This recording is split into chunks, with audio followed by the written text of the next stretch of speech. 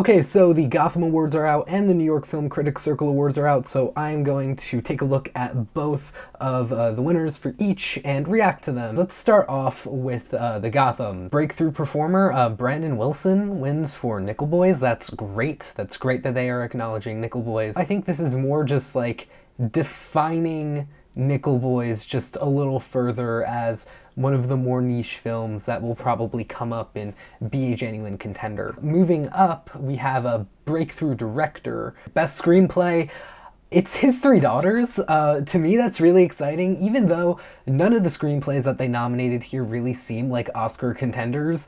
This is at least kind of elevating his three daughters to some level of recognition. Whether or not that recognition actually carries through, we'll find out. No Other Land wins Best Documentary. I'm not surprised whatsoever. This really seems to be the documentary that everyone is sort of circling around as the documentary of the year. And All We Imagine Is Light wins Best International Feature here. Not really a surprise. RaMell Ross for Nickel Boys takes home Best Director. That's awesome. Yeah, no, that seems pretty big, honestly. Yeah, like he takes it over Sean Baker for Anora. So, I mean, the other competitors, Payal Kapadia for All We Imagine Is Light, Guan Hu for Black Dog, and Jane Schoenbrunn for I Saw the TV Glow.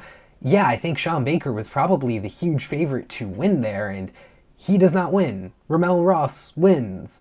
So, yeah, Nickel Boys is very strong here. Very, very strong showing for Nickel Boys. Clarence Macklin wins for Sing Sing. I've been seeing a lot of pundits, snubbing Macklin of just an Oscar nomination entirely. So I'm so glad that awards like the Gothams are getting behind him, because he deserves an Oscar nomination more than almost anybody.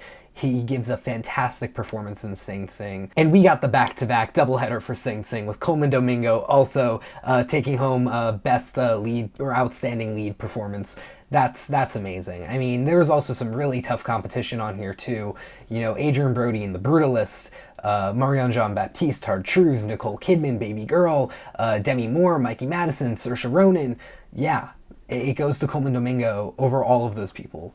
So that is humongous, I think, and amazing for Coleman Domingo, amazing for Clarence Macklin, and just amazing for Sing Sing overall that it could win both of those. Okay. A Different Man wins Best Feature. Sebastian Stan didn't even have a nomination in Outstanding Lead Performance for the Gothams, but A Different Man takes home Best Feature. And it takes it over three, genuine, Best Picture contenders that I would have put above A Different Man before, those being Anora, Challengers, and Nickel Boys. Then you also have Baby Girl on there that got a nomination. I would say that A Different Man and Baby Girl were on the same tier of really probably not getting a Best Picture nomination, but wow. Yeah, A Different Man. I mean, I know Past Lives took it home last year. I don't think that all of a sudden A Different Man is a Best Picture contender. What I do think now is we are going to start seeing more people predicting Sebastian Stan getting that 5th slot for Best Actor, and people having Adam Pearson somewhere on their radar for Supporting Actor. I think that's probably the most that we're going to get. And yeah, I mean, if anything, I think A24, after this win, should really ramp up the Sebastian Stan campaign. Moving on to the Film Critics Circle, we're going to start with Best First Film, and that goes to Janet Planet. Congrats to Janet Planet. Then Best Nonfiction Film, No Other Land. Again, not surprised. Cinematography, Jomo Frey for Nickel Boys. That's huge.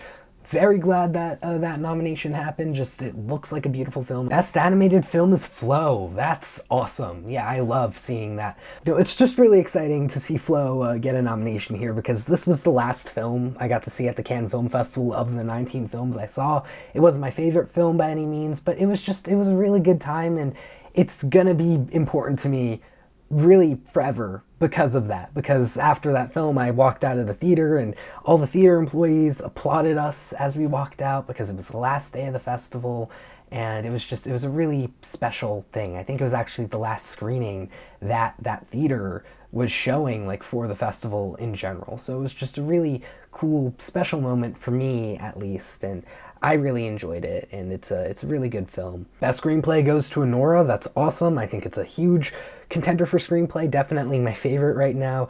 I think if it starts to slip out of Best Picture, or just not necessarily be the consensus number one like it seems to be right now, it'll always probably be the, screenplay consensus number one. Carol Kane gets a supporting actress nomination here for Between the Temples, win here. I don't know why I'm saying nomination. That's pretty cool. And of course, Kieran Culkin wins for a supporting actor. I mean, of course he is. I think he's gonna really just dominate. Ooh, okay, so Marianne Jean-Baptiste wins Best Actress for Hard Truths. That's great. People are wondering if she's actually gonna be a contender for Best Actress nomination, and I have started to really slip her down and count her out, but she wins here for the New York Film Critics Circle, so that's great. We'll see if she picks up any nominations at the upcoming award nominations that are going to be announced pretty soon. And yeah, I'm excited. And Adrien Brody wins for Best Actor for The Brutalist. So that's great. Again, like, Adrien Brody is supposed to be giving a career best performance. Best Director again goes to RaMell Ross for Nickel Boys. I have been predicting this. I have been predicting that RaMell Ross is a, genuine, he's going to get a nomination at the Oscars for director. The direction of this film just seems to be so impressive. The way it's shot from that POV perspective just is very unique. You're hearing comparisons to movies like The Tree of Life, and this movie just seems to be very special. Even people that haven't particularly loved this movie still appreciate it for what it is from the reviews and thoughts that I've seen and heard. So I'm very excited that RaMell Ross is getting this recognition, not only here at the Film Critics Circle, but also with the Gothams, where he picked up a win. So this is huge for his campaign. And finally, The Brutalist takes home Best Film. That makes a lot of sense. They had Killers of the Flower Moon win last year. It seems like they do really enjoy those 3.5-hour American epics, and The Brutalist is another one of those. With that being said, thank you all for tuning into this video. Please let me know your thoughts and personal reactions to the winners of these two awards in the comments below. I'd love to start a discussion about all of that. And yeah, with that being said, I'll see you all in the next video. Take care.